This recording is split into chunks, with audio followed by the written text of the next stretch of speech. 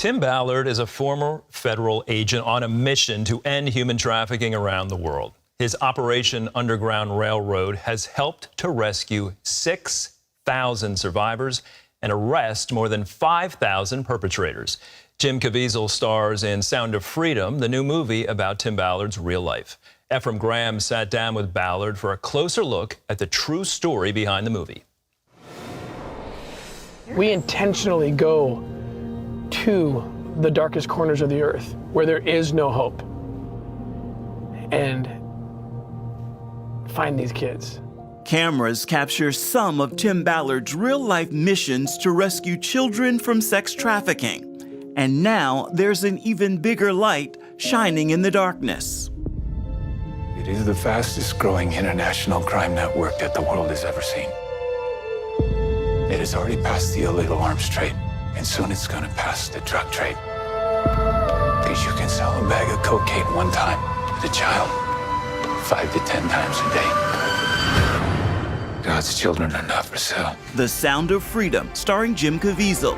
Timoteo, tú rescatas niños, ¿verdad?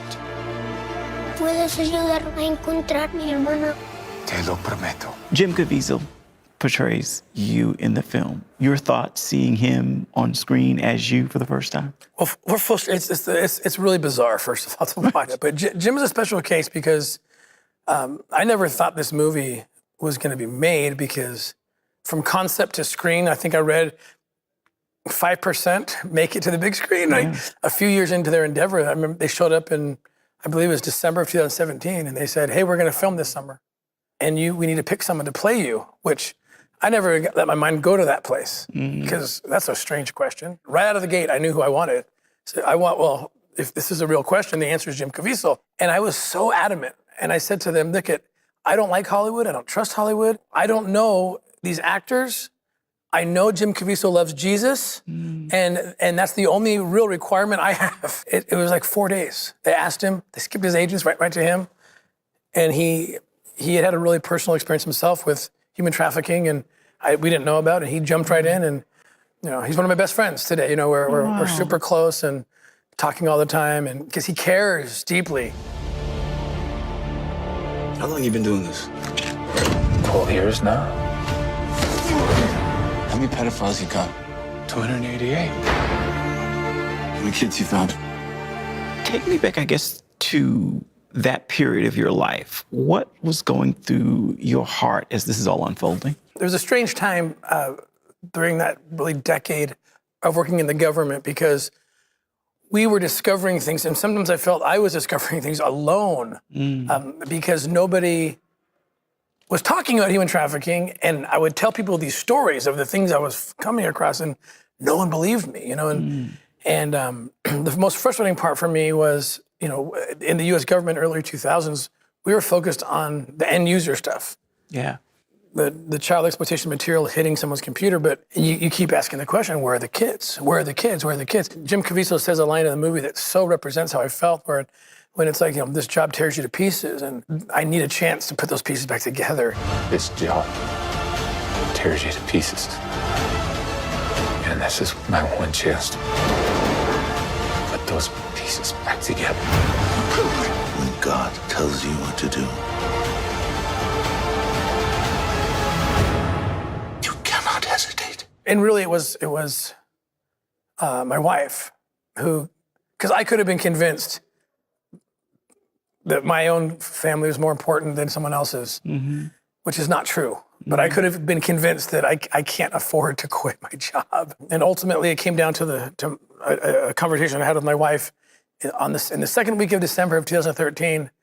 I was being, even though I'd had many very, very powerful spiritual experiences, both of us, that we had to do this, we had to quit, we had to pursue these operations.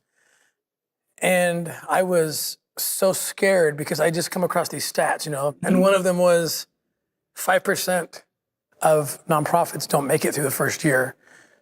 Less than 3% make it through the second year. And you compare that to a federal job, which is secure for your life. Yeah. And I was freaking out, and my wife had to remind me, and she did it in a very powerful way, and she grabbed me by the collars, and she said, I will not let you jeopardize my salvation, she said.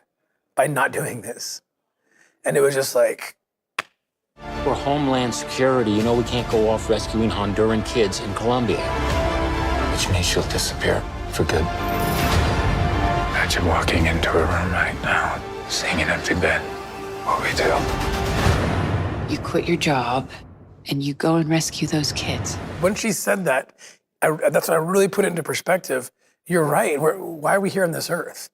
Like, we're not here just to have fun or just live a life of ease and luxury or something. Like, and she followed up that little warning statement with, and if we end up living in tents because we have to sell our house, I don't care because I'm more worried about my meeting with my maker.